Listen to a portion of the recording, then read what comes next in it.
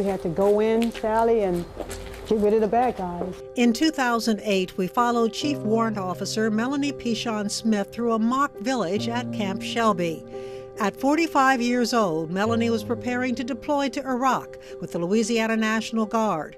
Quite a contrast to her other vocation, evangelist. I see you in your future, and you look much better than you do right now. That sure doesn't look like Evangelist Smith, Pichon Smith. No. But this is the other side. This is the other side. Prayerfully, so that many of them who see me will never have to do what I gotta do. Today, 9 years later, Melanie is haunted by the memory of her 13 months in Iraq. In combat, I never witnessed so much darkness. You could cut it, it was just so dark. And every time it got dark, you knew that it was gonna be a fight. And so you would see, you know, the bombs, you would see the missiles, you would see all that coming in and out, and you could smell death. Still today, Melanie says she cannot stand being in dark theaters or large crowds. And she is now divorced since returning from Iraq. She says veterans of war need support and understanding. Sometimes when they don't want to talk, they don't want to share. And this is for somebody whose family member seems distant. It's not that they don't love you. There's this space that veterans need sometimes, and they don't want anybody in it. Melanie admits for a time she was even angry with God. I remember coming back, and in my prayer time, I said, God, I don't want to talk to you because I thought you loved me. I thought you cared about me, but you put me in a place where I didn't feel love. I want to be who I was. I want to be normal. And then a little voice said, well, I'm going to need you to go back to Iraq so that you can become who I need you to be for this season. And a new season did arrive. It's a phenomenal place for phenomenal children because their moms, dads, and grandparents served our country. Melanie, now retired after 32 years of military service, operates a daycare center at Jackson Barracks. This is where she finds joy and purpose. I'm sorry. I was talking to Miss Sally. Say hello, Miss Sally. It was always Melanie's dream to operate a daycare center, as her mother and grandmother had done. And one day, the door opened. I got word that the general was looking for child care for the base that I was on. So you said, here am I. I did the clarion call, here am I. The daycare center is also a way for Melanie to honor heroes of the Louisiana National Guard, including a young man she served with in Iraq. He was so excited, and he talked about when his baby cried, he was the only one that could hold him and he would stop crying. And then one night, mid-August, I got the unnotorious knock on the door. Chief, we have a KIA. Killed in action. Jose Ulloa was 22. His picture and the pictures of other members of the Louisiana National Guard who lost their lives in Iraq are on the wall of heroes in the nursery school. That we never forget.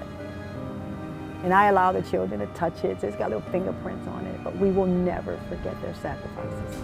Melanie named her center Giggles in memory of Sergeant Ulloa. He always smiled and always laughed. He had like a little chuckle. And so laughter means life. And so because of his sacrifices and many other veterans, our children are free to giggle. And Melanie is continuing her ministry.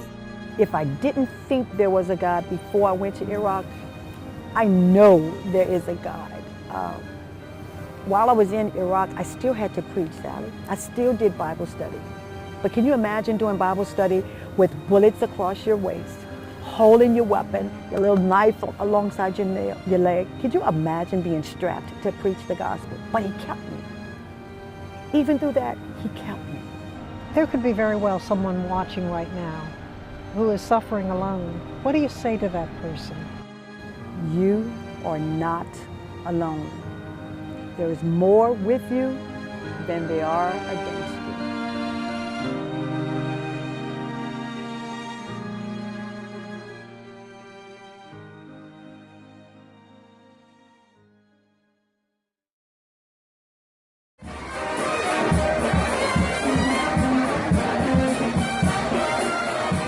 Just take a look, and it's obvious why videos of this young lady second lining around New Orleans are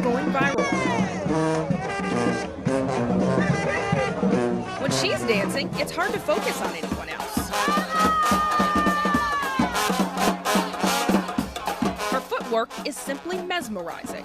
But who is she? I'm lit.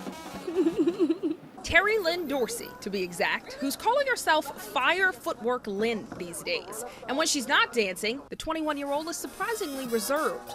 But then we ran into the Free Spirit Brass Band, and the fire was lit. A man who goes by the name Itchy has been posting videos of Terry Lynn's second lining on social media. And a few months ago, Baton Rouge rapper Lil Boosie shared one of those videos with his millions of followers, and that's when everything changed.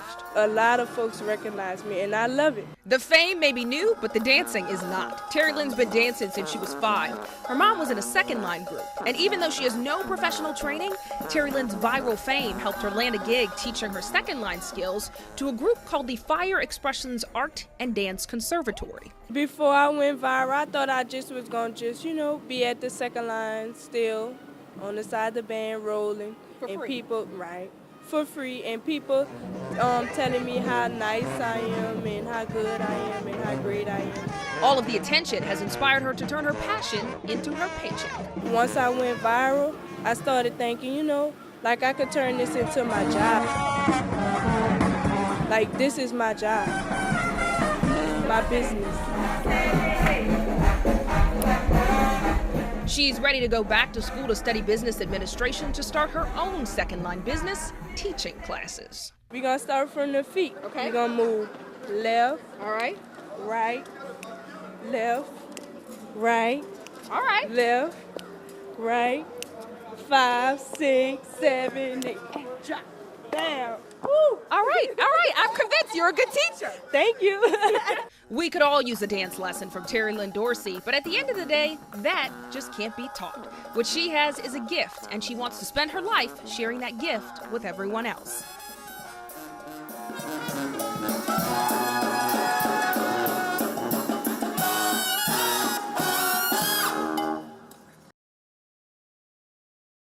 They are being lied to, and they're being used, and that's the bottom line.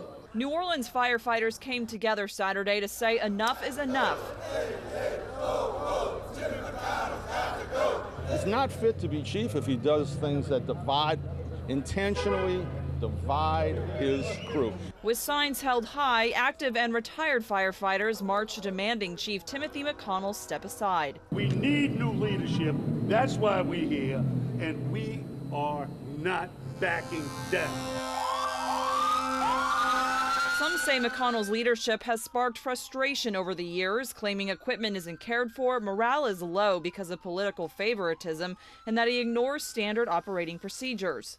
Over the last 3 years, we have been getting the really dirty end of the stick.